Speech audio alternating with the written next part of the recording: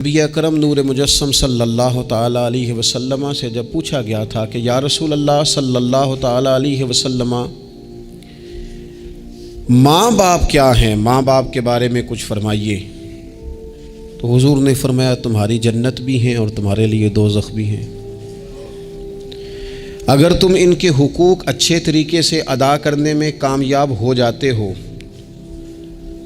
اگر تم ان کے ساتھ اخلاق عالیہ کا رویہ رکھنے میں کامیاب ہو جاتے ہو، اگر تم ان کے ساتھ محبت کا سلوک کرتے ہو، ان کو خوش کرنے میں کامیاب ہو جاتے ہو، شریعت اسلامیہ نے جو ان کے حقوق متعین کیے اگر وہ تم ادا کر لیتے ہو تو تمہارے لیے جنت ہے، اور اگر تم ان حقوق کو ادا کرنے میں ناکام رہتے ہو تو پھر تمہارے لیے دوزخ ہے۔ تو یہ ایک دینی، روحانی، ایمانی ضرورت ہے، اس کا ہمیں احساس ہونا چاہیے۔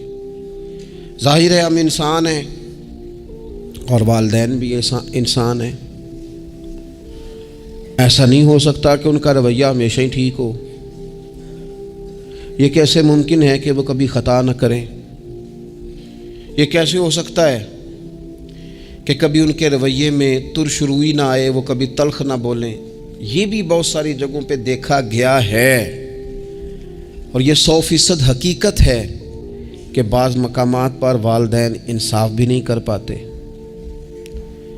لیکن ایک مسلمان بیٹے کو کیا حکم دیا گیا ہے، اور اس سے شریعت نے یہ مطالبہ کیا ہے کہ والدین کا جو معاملہ ہے، ان کا جو رویہ ہے، اس کے لیے وہ رب کی بارگاہ میں جواب دہ ہیں۔ ساری عدالتیں دنیا میں تو نہیں نہ لگنی، ایک عدالت صبح قیامت بھی تو قائم ہوگی۔ اگر وہ کہیں کسی مقام پر، کہیں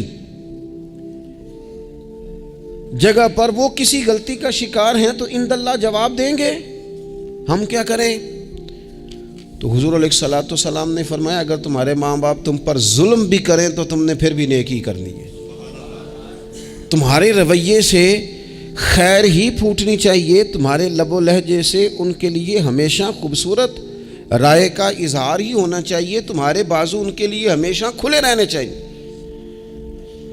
اور تمہیں ان کے معاملے میں ہمیشہ اپنے رب کو جواب دینے کا تصور قائم رکھنا چاہیے، تمہارے اندر کہیں کمزوری نہ آئے۔ میں بڑی دیر سے اپنے دوستوں کی توجہ اس بات کی طرف مبذول کرا رہا ہوں کہ انسان کے ساتھ ہی ساری چیزیں رہتی ہیں، بیماریاں بھی، پریشانیاں بھی، کاروبار کا اتار چڑھاؤ بھی۔ انسان کے ساتھ دوستوں کی کبھی وفاداری، کبھی بے وفائی، کبھی بچوں کے مسائل، کبھی دیگر رشتہ داروں کے مسائل۔ اسے حکم یہ دیا گیا ہے، اسے سمجھایا یہ گیا ہے کہ وہ کسی ایک چیز میں الجھ کر باقی چیزوں کو بھولنا نہ شروع کر دے، کسی ایک پریشانی، ایک آزمائش کی وجہ سے اپنی زندگی کے سارے معاملات کو داؤ پہ لگانا نہ شروع کر دے، بلکہ وہ اپنے دل کو، اپنے سینے کو، اپنی طبیعت کو کشادہ رکھے۔ یہی معاملہ ماں باپ کے تعلق سے ہوتا ہے۔ ہم نہ ذرا دیگر کاموں میں بعض اوقات اس طرح کو الجھتے ہیں کہ اپنی اس اہم ذمہ داری سے ہم نظریں ہٹا لیتے ہیں۔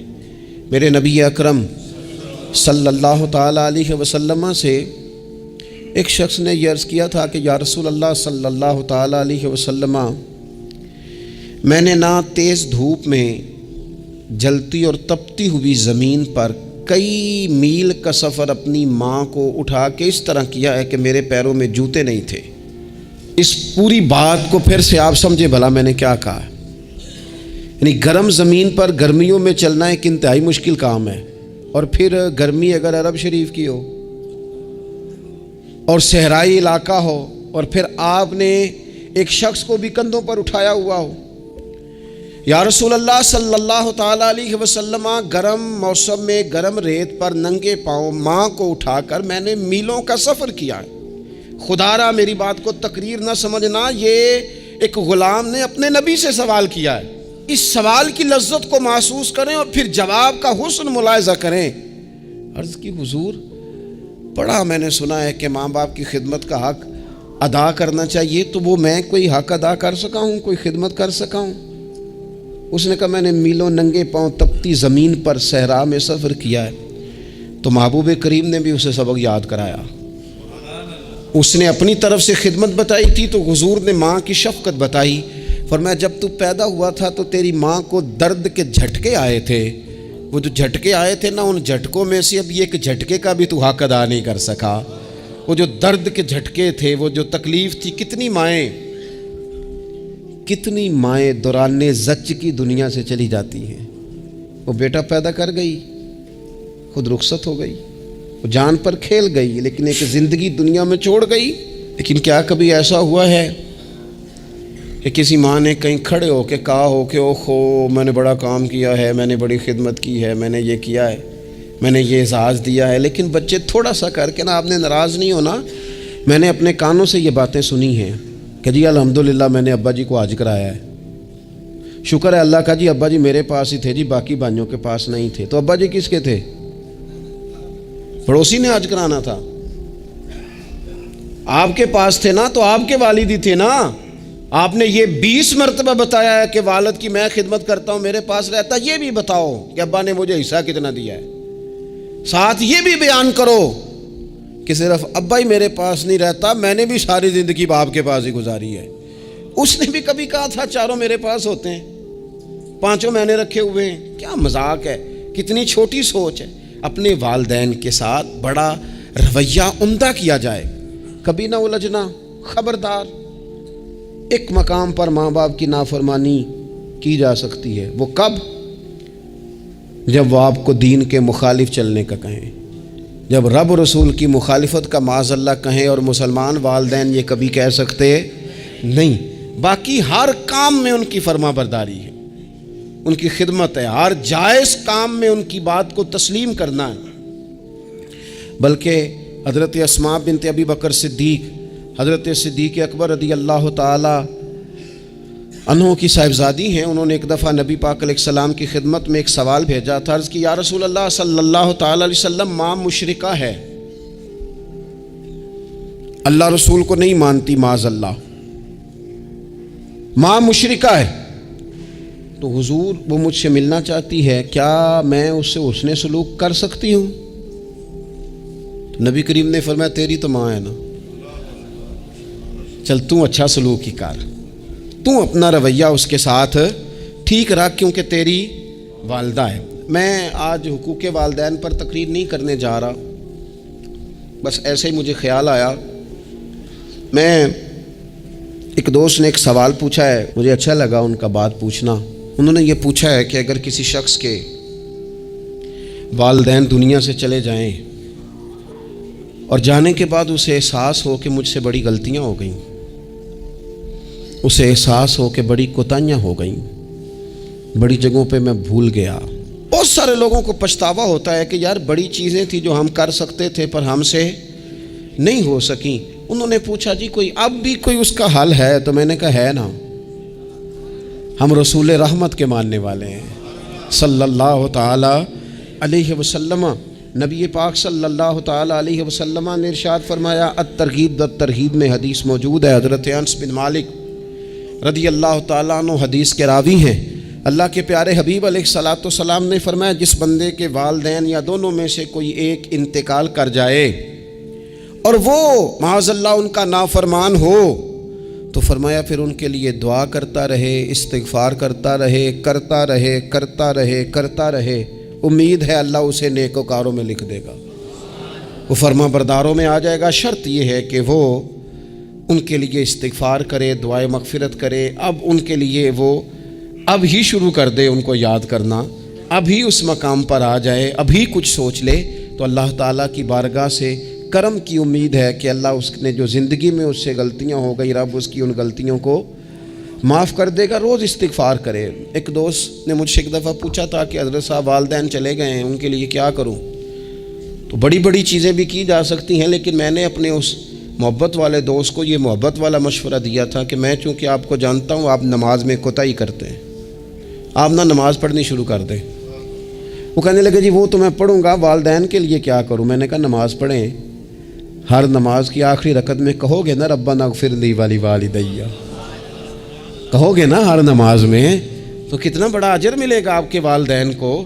اور پھر وہ سارا اسلوب کہ پہلے آپ نے قیام کیا، پھر آپ نے رکوع کیا، پھر آپ نے سجدہ کیا، پھر آپ اتحیات میں بیٹھے، پہلے آپ نے اللہ کی بارگاہ کے اندر اس کی عبادت کرنے کا دھم بھرا، پھر اس کی وحدانیت کی شہادت دی، پھر اس کے محبوب پر درود پڑھا، اتنے سارے کام کر کے اب آپ نے آخر میں کہا ربنا اغفر لی والی والدیہ، یا اللہ مجھے بخش دے اور میرے والدین کو بخش دے۔ تو بتائیے اللہ کتنا کرم فرمائے گا۔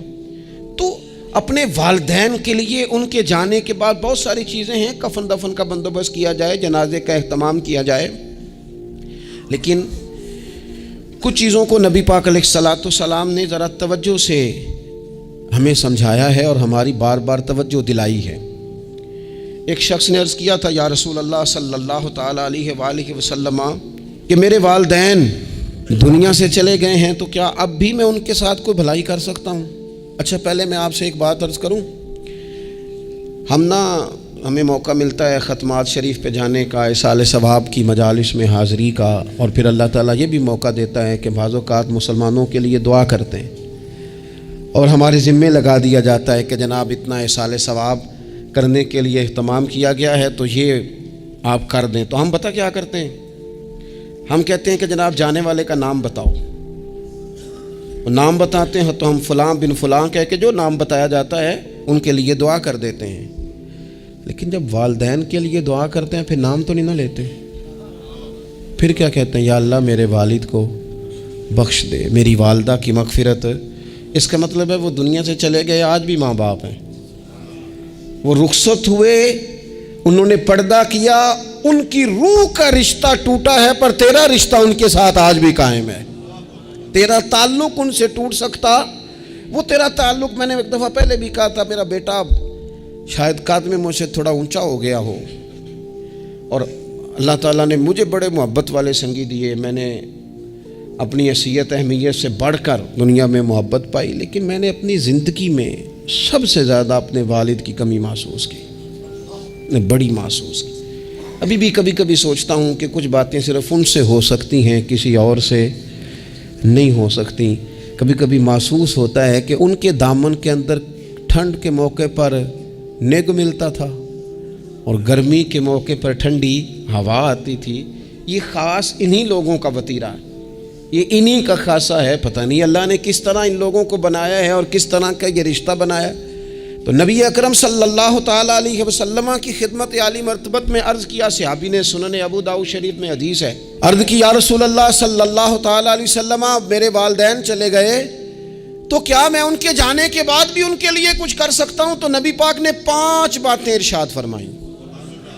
فرمایا ہاں، ایک تو ان کے لیے دعا مانگا کر، دوسرا اللہ کے محبوب نے فرمایا ان کے لیے استغفار کیا کر، تیسرا رسول کریم علیہ السلام نے فرمایا اگر انہوں نے کسی سے کوئی وعدہ کیا تھا تو اسے پورا کر دے،